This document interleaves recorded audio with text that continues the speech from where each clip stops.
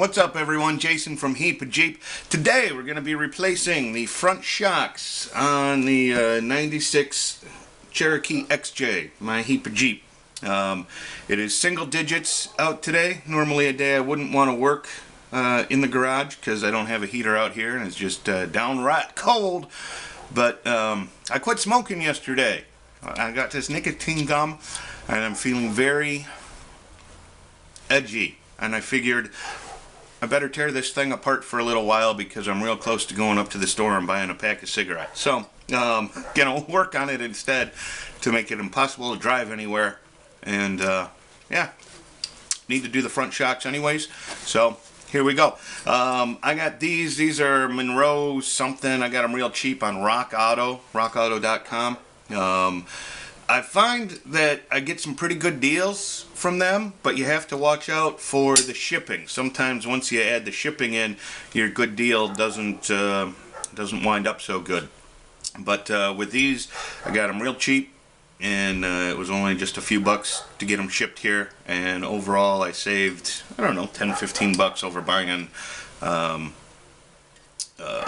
them locally at an auto parts store. So, you know, I always try to be wise with my money, and it worked out this time for Rock Auto. So that's where I got these. So let me get this vehicle jacked up and the wheels off, and we'll start replacing these. Okay, so the first thing I'm going to do is just try to clean these bolts up just a little bit with a wire brush, and then spray some PB Blaster on them and let those sit for a minute, and then we'll get them loose. Shouldn't be too bad. They don't look that horrid.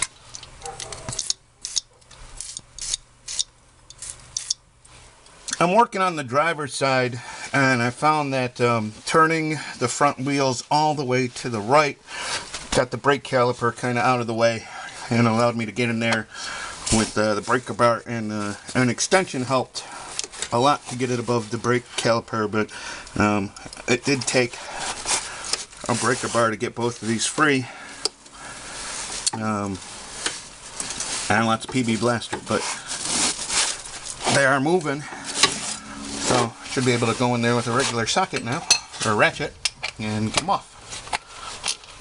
And maybe we'll do it this way.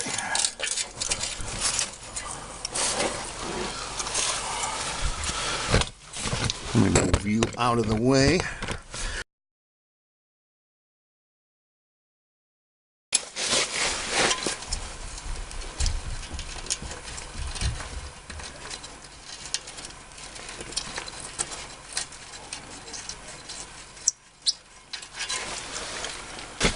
And I'm actually going to move my jack stand because, as you can see, it's resting right there, right above, or right below where I need to get in to hold that other bolt. So I'm going to move it to the other side of the control arm, and we'll get going on the other bolt.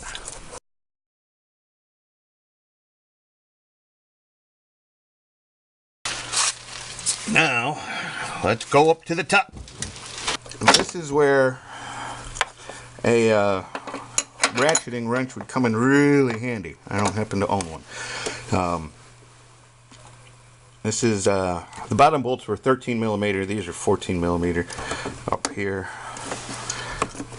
but it's just a whole bunch of this. I don't think I have a socket that would fit down there with a small enough ratchet, and so I'm going to do it little by little. Okay, so you can see I had to put the vice grips on the top. Now I'm just using the open end. Like I say, a ratcheting wrench would come in really handy right about now. So with the ratcheting wrench, it probably would have taken about a minute and a half to get that off. Doing it with the regular wrench took probably close to 10 minutes. So now I'm just trying to get that rubber bushing loose. So this will fall through.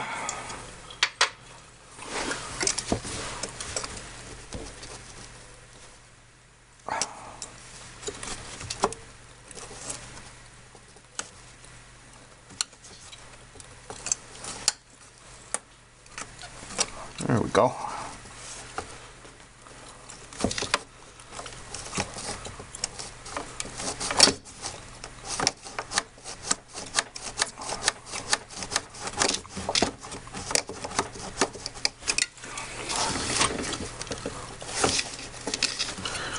So there. Now it should come out the bottom.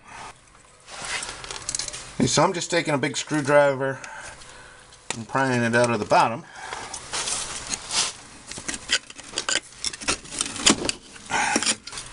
And then you can see it'll come right out the top.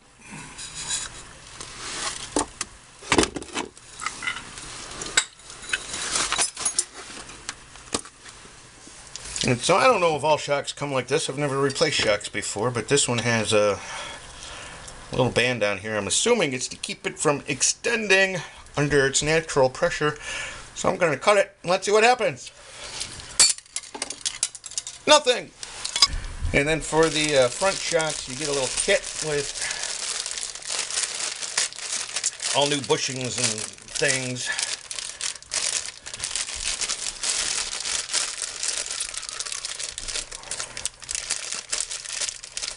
There's a new nut for the top, and then you've got these bushings and these little metal pieces. So logically, I think we have to make a sandwich, and if I remember correctly, the hole that the shock fits through, hopefully this is coming through on the camera, but there's a large size on the top of this bushing and a smaller size fitting on the back. Hopefully you can see that on the camera. I believe that large one is the right diameter to fit through the hole that the shock fits through, and then that keeps it from wiggling around too much up there.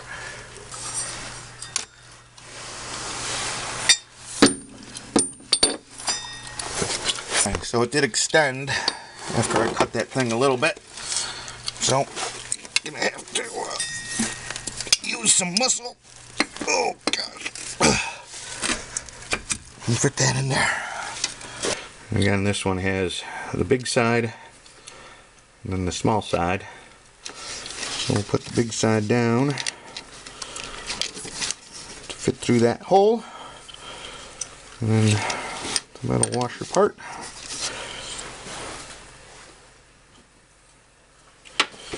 And then the new nuts.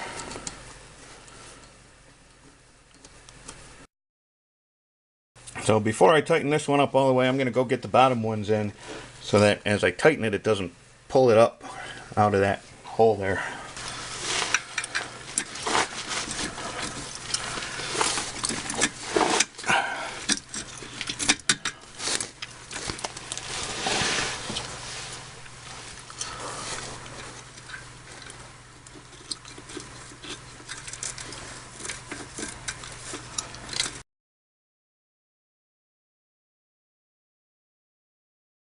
So that's the bottom. Let's go tighten up the top now.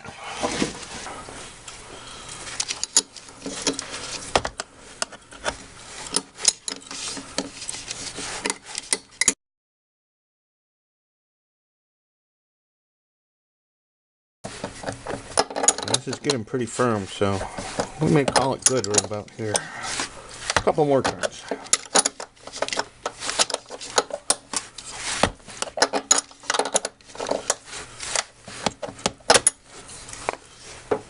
Well, there we go. I don't know exactly how tight to make it, so I